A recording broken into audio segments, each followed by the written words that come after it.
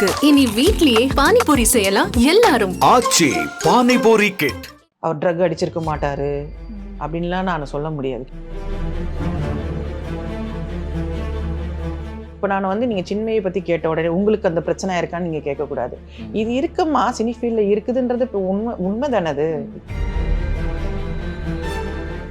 ஒரு விஷயம் ஒன்று நடக்குதுன்னா அந்த அத்தனை பர்சன் கூட இவங்க இருந்திருக்காங்களா, அவங்க அத்தனை பேர் கூட இவங்க ஃப்ரெண்டாக இருந்திருப்பாங்களா, அங்கெல்லாம் ஒரு இன்சிடென்ட் நடந்திருக்கா அப்படின்றது எனக்கு புரியல.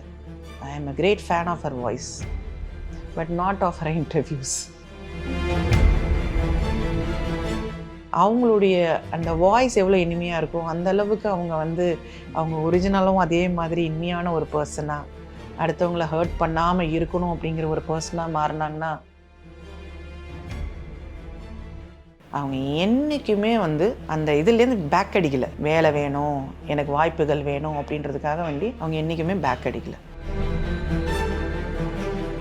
இது வாய்ப்பு வேணும் அப்படின்றதுக்காக தரக்குறைவாக இறங்கி போகிறவங்கலாம் நம்ம சொசைட்டிக்கு தேவையே இல்லை.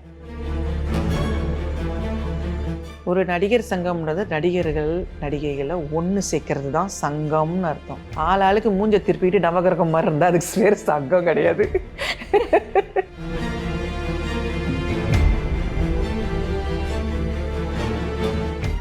வாவ் தமிழா நேயர்களுக்கு வணக்கம். இன்னைக்கு நம்ம கூட ஆக்ட்ரஸ் விசித்ரா மேம் இருக்காங்க. ஹாய் மேம், வணக்கம். வணக்கம். எப்படி இருக்கீங்க? நல்லா இருக்கேன். இண்டஸ்ட்ரியில ட்ரக் யூஸ் பண்றத பத்தி நடிகர் ஸ்ரீகாந்த் யூஸ் பண்ணிட்டு அரெஸ்ட் பண்ணிட்டாங்க சொல்லிட்டு கேஸ் வந்திருக்கு. அண்ட் ஆல்சோ அவங்களோட பேர்ல கிருஷ்ணாவையும் இப்போ கைது செய்யறாங்க, கேட்குறேன். ஆக்டர் கிருஷ்ணாவையும் அவங்களையும் கூப்பிட்டு வச்சு பேசுறாங்கிற மாதிரி இது போயிட்டு இருக்கு. அதுக்கு சுசித்ரா, சிங்கர் சுசித்ரா இது போயிட்டு இருக்காங்க. நான் தான் முன்னாடியே சொல்லிட்டு இருக்கேன்ல, இந்த மாதிரி இண்டஸ்ட்ரியில ஒரு விஷயம் இருக்கு, நீங்க தான் கேட்க மாட்டேங்கிறீங்க மாதிரி இவங்க ஒரு போஸ்ட் போட்டிருந்தாங்க. ஸோ ஆஸ் அ பர்சன் இந்த இண்டஸ்ட்ரி இந்த ஒரு ட்ரக் அபியூஸுங்கிறது எப்படி இருக்கு? இல்லை, சுசித்ரா சொல்றாங்கன்னு நீங்க சொல்றீங்க. நீங்க அவங்க ஆன் வாட் கிரவுண்ட்ஸ் பேசுறாங்கன்னு எனக்கு புரியல. எனக்கு is she there in every situation எனக்கு புரியல. எனக்கு ஒரு விஷயம் ஒன்று நடக்குதுன்னா அந்த அத்தனை பர்சன் கூட இவங்க இருந்திருக்காங்களா, அவங்க அத்தனை பேர் கூட இவங்க ஃப்ரெண்டாக இருந்திருப்பாங்களா, அங்கெல்லாம் ஒரு இன்சிடென்ட் நடந்திருக்கா அப்படின்றது எனக்கு புரியல. I am a great fan of her voice but not of her interviews.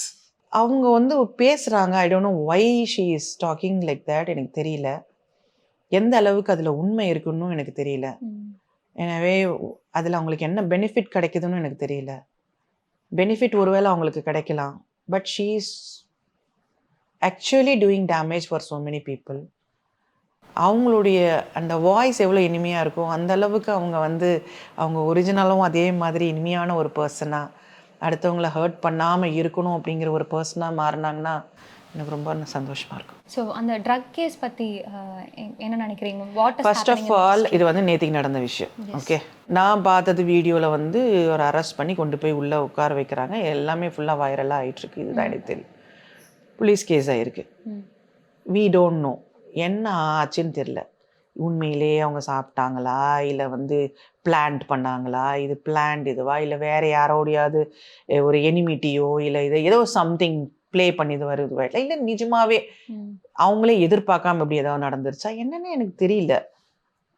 இப்படி ஒரு சுச்சுவேஷன் ஒரு ஆர்டிஸ்டுக்கு ஆகுறதுன்றது ரொம்ப கஷ்டமான விஷயம். Because he is also married, he has got children. So இது மாதிரி ஒரு நியூஸ் எந்த அளவுக்கு அஃபெக்ட் ஆகும்னு எனக்கு தெரியல. எனக்கு நிஜமாவே கஷ்டமாக இருக்குது. எனக்கு நிஜமாவே he should come out of that. அதான் நான் சொல்லுவேன். நான் அவர் ட்ரக் அடிச்சிருக்க மாட்டார் அப்படின்லாம் நான் சொல்ல முடியாது. Because I am not there. நான் அந்த சுச்சுவேஷனில் நான் இல்லை. என்ன சுச்சுவேஷன் அவர் க்ராஸ் பண்ணியிருக்காருன்னு தெரியல.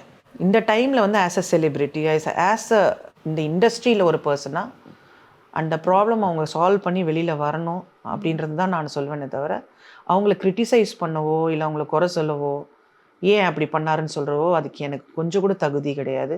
அவங்களுடைய problem that's a very big problem for them. அது மறையறதுக்கோ அதை சால்வ் பண்ணுறதுக்கோ இன்னும் எத்தனை நாள் ஆகும் தெரியாது.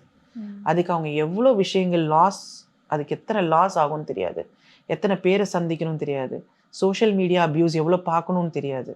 ஸோ அப்படி இருக்கும்போது என்னுடைய இண்டஸ்ட்ரியில் உள்ள ஒரு ஆர்டிஸ்ட்டை அரெஸ்ட் பண்ணி கொண்டு போயிருக்காங்கன்றது எனக்கு அது ஒரு ரொம்ப it's kind of a very துக்கமான ஒரு விஷயம்தான்.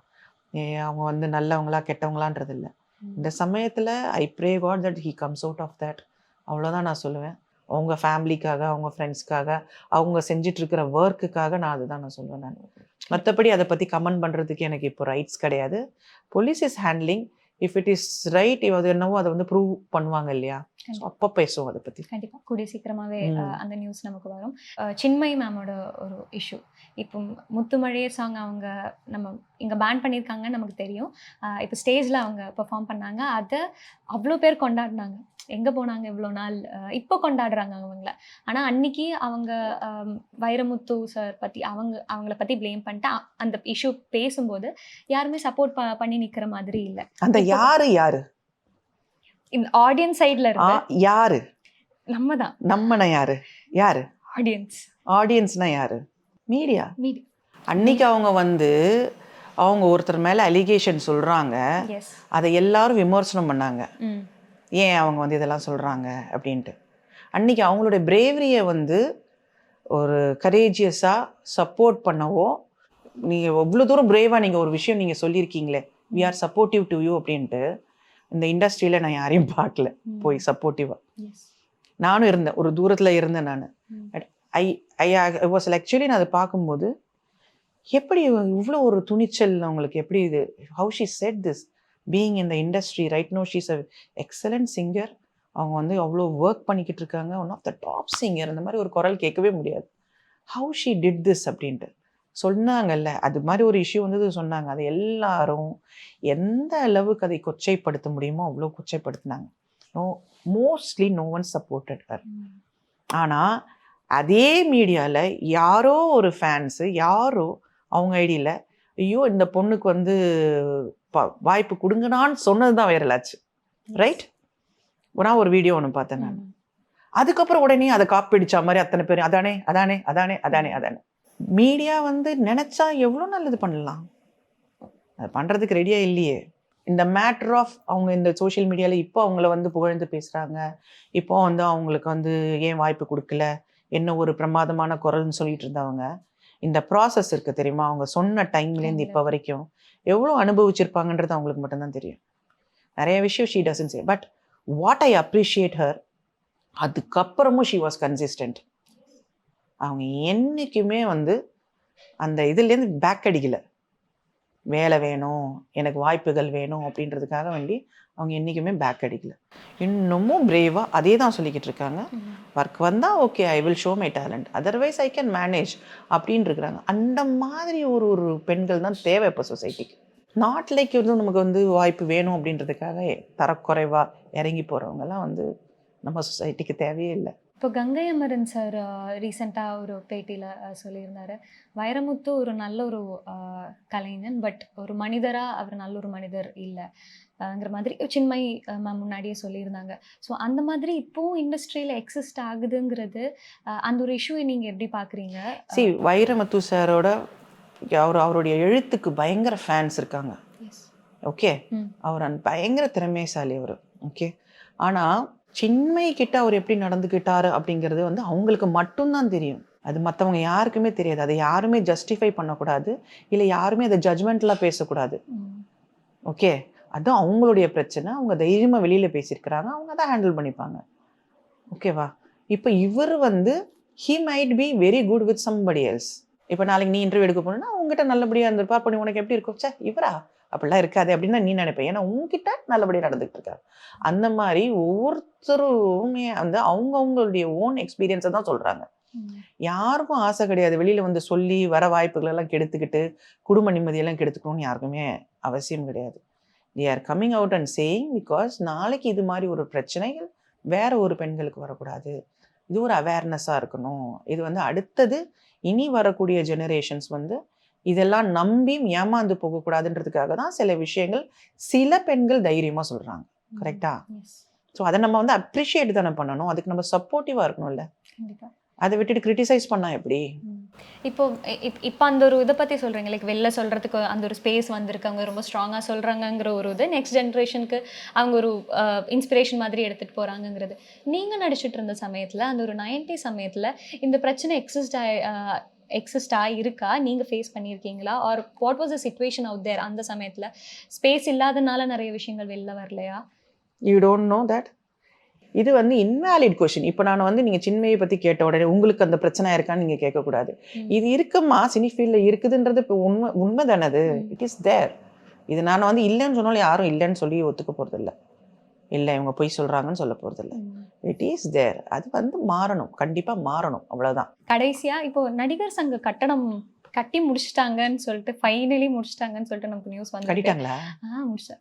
தெரியாதா? அப்படியா? எனக்கு தெரியாது எனக்கு. ஆமா முடிச்சிட்டாங்க. பல வருஷம் பேசி பேசி முடிச்சிட்டாங்க. அதை பத்தி தான் கேட்கணும்னு வந்தேன். உங்களுக்கே தெரியல? எனக்கு தெரியல. நடிகர் சங்கம்ல தான் நாங்களாம் டான்ஸ் கிளாஸ்லாம் போவோம். கலா மாஸ்டரோட ட்ரைனிங் அங்கே தான் நடக்கும். டான்ஸ் கிளாஸ் இருக்கும் டெய்லி காலையில் 7-7:30 மணி. ஆனால் நாங்கள் எல்லாரும், நான், விக்ரம் சார், நிறைய பேர், நிறைய ஆர்டிஸ்ட், ஏதோ 90s நாங்கள் எல்லாரும் மார்னிங் போனீங்கன்னா ஒரு 20-30 பேராது ஆர்டிஸ்ட்டுங்க ப்ரெசன்ட் பிஸியாக இருக்கிற ஆர்டிஸ்டே இருப்பாங்க அங்கே. நாங்கள் எல்லாரும் டான்ஸ் பண்ணி ப்ராக்டிஸ் பண்ணிவிட்டு ஹாய் பாய் சொல்லிட்டு வெளியில் ஒரு சின்னதாக ஒரு கேன்டீன் இருக்கும். அங்கே போய் நாங்கள் வந்து இந்த தக்காளி சாதம் வைப்பாங்க, உப்புமா வைப்பாங்க, பொங்கல்லாம் வைப்பாங்க, சாப்பிட்டுட்டு நாங்கள் கிளம்பி போவோம். அது எவ்வளோ நல்லா இருந்துச்சு தெரியுமா? அது யூ ஓன்ட் பிலீவ். அது அந்த அட்மாஸ்பியரே அவ்வளோ பிரமாதமாக இருக்கும். ஆனால் இப்போ என்ன தெரியல, எல்லாம் அப்படியே எல்லாம் விலகி போய் எல்லாம் ஆளாளுக்கு ஒவ்வொரு பக்கத்தில் இருக்காங்க. நிறைய டிஃப்ரென்ஸ் ஆஃப் ஒப்பீனியன், நிறைய பிரச்சனைகள். ஒன்றா ட்ராவல் பண்ணியிருப்பீங்களா நிறைய வருஷம்? என்னென்ன விஷயங்கள்? எனக்கு அங்கே நாங்கள் கிளாஸுக்கு போவோம். நாங்கள் அதே மாதிரி வந்து ஏதாவது யூனியன் மீட்டிங்ஸ் இருந்தால் அதுக்கு போவோம். அதுக்கெல்லாம் போயிட்டுருப்போம். அடிக்கடி சந்திக்கிற மாதிரி தான் இருந்துச்சு. இப்போ நான் சென்னையில் தானே இருந்தேன் நான். So we all used to come. எந்த நியூ ஃபேஸாக இருந்தாலும் ஃபஸ்ட் அங்கே தான் நாங்கள் போய் அங்கே ப்ராக்டிஸு. அதுக்காக நிறைய ஆர்டிஸ்ட், எனக்கு நான் பேருன்னா ஒரு 10-20 பேர் சொல்வேன் நான். நிறைய பேர் அங்கே இதுலேருந்து வந்திருக்காங்க வெளியில். நடிகர் சங்கம் கட்டடம் ரெடியாக இருக்கலாம், அதை ஒரு சங்கமாக மாற்றுறது வந்து யார் கையில் இருக்குன்னு தெரியல. ஒரு நடிகர் சங்கம்ன்றது நடிகைகளை ஒன்று சேர்க்கறது தான் சங்கம்னு அர்த்தம். ஆளாளுக்கு மூஞ்ச திருப்பிட்டு நவகிரகம் மாதிரி இருந்தால் அதுக்கு வேறு சங்கம் கிடையாது. அப்படிதான் இருக்கு இப்போ அது. ஸோ ஒரு நாளைக்கு சங்கமாக ஆகும்போது நான் சந்தோஷமாக இன்டர்வியூ கொடுக்குறேன். கண்டிப்பாக. பட் லாஸ்ட் எப்போ அங்கே போனீங்க ஞாபகம் இருக்கா? 90s ஏதோ ஒரு எலெக்ஷன்லாம் நடந்தது தெரியுமா? அப்போ ஓட் பண்ணுறதுக்கு நான் போனேன். என்னோட ஓட்டிங் கார்டே காணும். அதை யாரோ எடுத்து கால ஓட்டு போட்டாங்க அங்கே. அதான் அப்படியா? ஆமாம். ஃபைனலி இப்போ தான் அந்த கார்டு நம்பர் எல்லாம் எனக்கு கிடச்சிச்சு, எடுத்து வச்சிருக்கேன். கிடைச்சிச்சு. நானும் அந்த சங்கத்தில் இருந்தேன்றதுக்கு ஒரு ப்ரூஃப் எனக்கு இருக்கு. ஸோ கூடிய சீக்கிரமாகவே அந்த சங்கம் நீங்கள் சொன்ன மாதிரி பழைய மாதிரி ஃபார்ம் ஆகி நீங்கள் முன்னாடி எப்படி இருந்தீங்களோ அதே மாதிரி இப்போ இருக்கிற ஜென்ரேஷன், இப்போ இருக்கிற ஆர்டிஸ்ட்டும் இருப்பாங்கன்னு நம்பலாம். அதில் நான் ஒரு விஷயம் நான் சொல்லணும். இப்போ வந்து ஆர்டிஸ்ட்டுக்கு வந்து செலிப்ரிட்டிக்குள்ளே வந்து நிறைய ப்ராப்ளம்ஸ், இஷ்யூஸ் வருது. ஒரு நடிகர் சங்கம் அப்படிங்கிறது வந்து ஃபினான்ஷியல் இஷ்யூஸை பார்த்துக்கிறதுக்கு தான் வந்து இருக்குதுன்னு சொல்லிட்டு இருக்காங்க.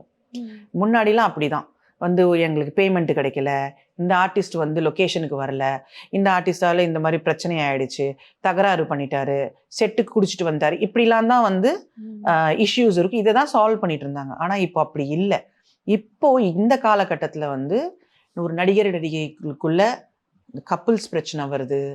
நிறைய நடிகர்கள் இல்லை நடிகைகள், அப்கமிங் ஆர்டிஸ்ட் சூசைட் பண்ணுறாங்க.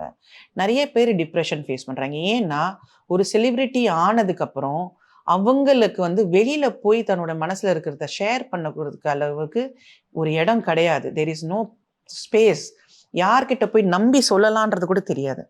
ஸோ அவங்க என்ன பண்ணுறாங்க, அவங்க வந்து நடிகர் சங்கத்துக்கு கேன்டீன் வைக்கிறாங்களோ இல்லையோ, ஒரு கவுன்சிலிங் சென்டர் வச்சாங்கன்னா நல்லாயிருக்கும் எனக்கு தெரிஞ்சு. அதை இன்னும் பெரிய ஜிம்மு வைக்க போகிறாங்களாம், பயங்கர பெரிய ஸ்டேஜ் வைக்க போகிறாங்களாம், இது பண்ணுறதுக்கு அதை பண்ணுறதுக்கு. இது வந்து ஒரு ரெக்ரியேஷன் சென்டர் மாதிரினாலும் நடிகைகளுக்கு கொஞ்சம் வந்து அவங்களுக்கு maybe a small nursing place, like வந்து ஒரு ஹாஸ்பிட்டல் மாதிரி ஏதாவது ஒரு இம்மீடியட்லி ஏதாவது ஒன்று ஆச்சுன்னா, நம்மளுடைய நலிந்த கலைஞர்கள் இருக்காங்க, அவங்களுக்கு திடீர்னு ஏதோ ஒன்று ஆச்சு, ஒரு 2-3 ஆம்புலன்ஸ் வைக்கலாம். அவங்க நம்மளுடைய வந்து ஒரு ஜூனியர் ஆர்டிஸ்டில் ரொம்ப வயசானவங்க இருக்காங்க, அவங்க திடீர்னு இறந்து போயிட்டாங்க, அவங்களுக்கு கொண்டு போகிறதுக்கு இல்லை, நம்ம சைடில் இதெல்லாம் இருக்கணும். It should be there. ஒரு ஆம்புலன்ஸு, ஒரு சம் ஹாஸ்பிட்டல், ஒரு சின்ன ஃபெசிலிட்டி, சம்திங், ஏதோ ஒரு வேக்சினேஷன் போடுறதுக்கான ஒரு ஃபெசிலிட்டியோ, இல்லைன்னா ஒரு கேம்பெயின் மாதிரி அதை அவங்க பண்ணலாம். இந்த சூசைடு பண்ணிக்கிறாங்க தெரியுமா அந்த அப்கமிங் ஆர்டிஸ்ட்டுக்கு, அது சில பேர் வந்து நல்லா வர முடியல அப்படின்னு சொல்லி திடீர்னு பண்ணிக்கிறாங்க, இல்லை லவ் ஃபெயிலியர்ஸ்னால பண்ணிடுறாங்க. ஒரு இடம், இது என்னுடைய ஃபேமிலி, இங்கே வந்தால் நான் என்னோட பிரச்சனைகளை சொல்லலாம், I can come out of it அப்படின்ற மாதிரி சங்கத்தில் வந்து அதுக்கு கொஞ்சம் ஒரு தனியாக ஒரு பார்ட் இருக்கணும் கண்டிப்பாக. அதுக்குன்னு ஒரு ப்ரோக்ராம் போடணும், இல்லை அதுக்குன்னு ஒரு இது என்ன தெரியுமா, ஒரு 20-30 பேர் வந்து கமிட்டி மெம்பர்னு உட்காந்துக்கிறாங்கன்னா என்ன பண்ணுறாங்கன்னு எனக்கு தெரியல. What are you doing to that particular place? இல்லை ஒன்று 20 பேரும் சேர்ந்து நீங்கள் உங்களால் பர்ஃபார்ம் பண்ண முடியலன்னா அந்த கமிட்டிக்கு அர்த்தமே இல்லை. தைரியமாக நீங்கள் ஒரு விஷயம் நீங்கள் செய்யணும் இல்லையா? அதனால ஒரு ப்ளஸ்ஸாக ஏதாவது ஒன்று நடக்கணும். அப்படி இல்லை, இன்னைக்கு சோஷியல் மீடியா எல்லா இடத்துலையும் போட்டு உருட்டி எடுத்துக்கிட்டு இருக்காங்க. ஏஆர் ரஹ்மான் சார்லேருந்து கீழே இருக்கிற புதுமுகம் வரைக்கும் நீங்கள் வந்து பண்ணுறீங்க.